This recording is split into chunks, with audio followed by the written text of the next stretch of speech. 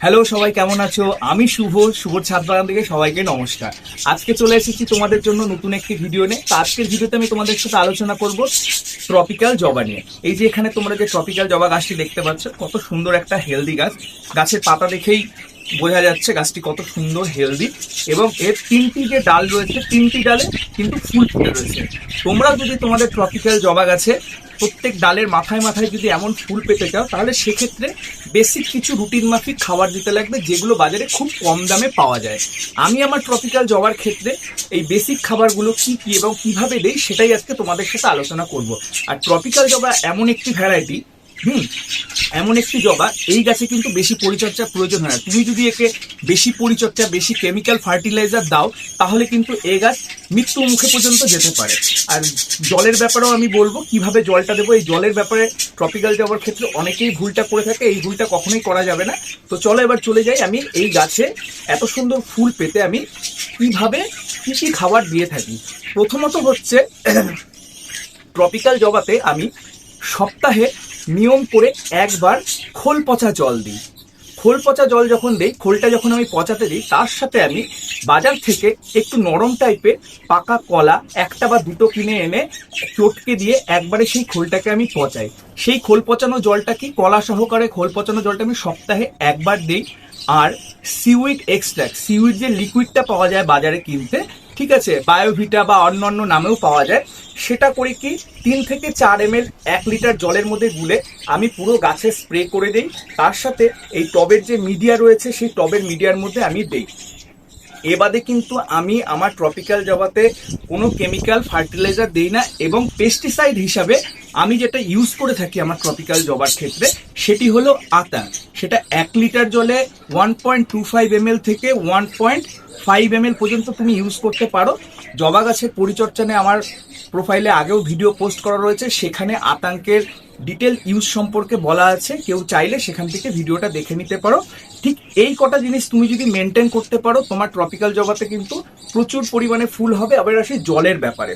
Tropical জবা যেহেতু এটা একটি দেশি জবা নয়, সেক্ষেত্রে একে কিন্তু অনেকে যেটা ভুল করে, জবা গাছ মানে গরমের গাছ, গাছের মধ্যে টবের মধ্যে ভরে ভরে জল দিয়ে দেয়। ট্রপিক্যাল জবার ক্ষেত্রে কিন্তু টবের মাটি একদম জ্যাবজ্যাবা করে ভিজে ভরে ভরে জল দেওয়া যাবে না।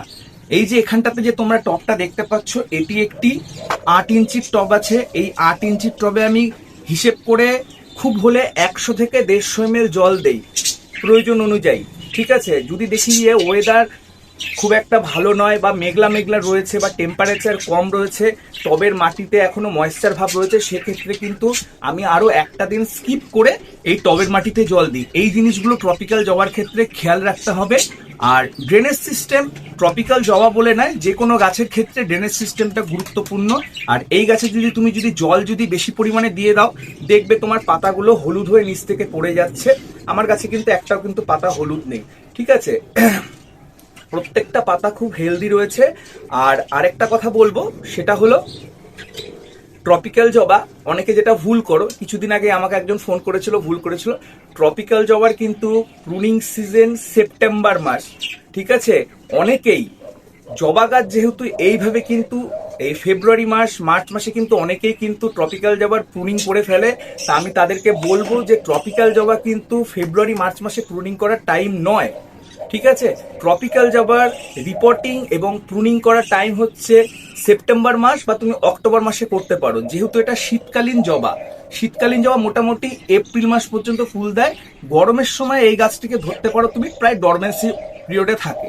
আর যখন প্রচন্ড পরিমাণে গরম থাকে আমাদের এখানে, মোটামুটি মে, জুন, জুলাই মাস পর্যন্ত, এই প্রচন্ড যে গরমের সময়, সেই সময় কিন্তু চেষ্টা করবে দুপুরের যে প্রখর রোদ, সেই প্রখর রোদকে এড়িয়ে চলতে। সেই সময় দুপুরের যদি প্রখর রোদ যদি এই ট্রপিক্যাল জবা পায়, সেক্ষেত্রে দেখা যায় যে সানবার্ন হয়ে পাতা নষ্ট হয়ে যায়, গাছ হলুদ হয়ে যায়। তো চেষ্টা করবে এই গাছকে সূর্যের যে দুপুরবেলা যে প্রখর যে তাপ থাকে, সেই তাপ থেকে প্রোটেক্ট করতে। সেটা যদি পসিবল না হয়, দুপুরের দিকে ঠান্ডা যে নর্মাল যে ওয়াটার আছে, কোনো ফ্রিজের জল নয় কিন্তু, ঠান্ডা জল মানে কিন্তু ফ্রিজের জল নয়, নর্মাল যে কলের জল বা নলের জল আছে সেটাতে দুপুর দিকে যদি একটাবার যদি স্নান করিয়ে দিতে পারো, তাহলে এই জবা গাছের কিন্তু পাতাগুলো ভালো থাকবে, সানবার্ন হবে না। আর বৃষ্টির জল, আমি বলবো যে বৃষ্টির জল ট্রপিক্যাল জবাকে ডাইরেক্ট না খাওয়ানোই ভালো। বৃষ্টির জল যদি একান্তই খাওয়াতে হয়, সেক্ষেত্রে বৃষ্টির জল ধরে রাখবে, ধরে রাখার পরে সেটাকে তুমি টবের গোড়াতে তুমি দিতে পারো আর গাছে স্প্রে করতে পারো। তো ট্রপিক্যাল জবা নিয়ে এইটুকুনি আজকে থাকছে ভিডিওতে। আরও পরবর্তীতে তোমাদের যদি কোনো ট্রপিক্যাল জবার বিষয় নিয়ে জানার থাকে, আমাকে কমেন্ট করে জানাবে বা মেসেজ করে ফোনে জানাবে আমাকে। আমি অবশ্যই ট্রপিক্যাল জবার উপরে তোমাদের জন্য নতুন আরও ভিডিও নিয়ে আসবো। তো আমার এই ভিডিওগুলো তোমাদের কেমন লাগছে অবশ্যই লাইক কমেন্ট শেয়ার করে পাশে থেকো। সবাই ভালো থেকো।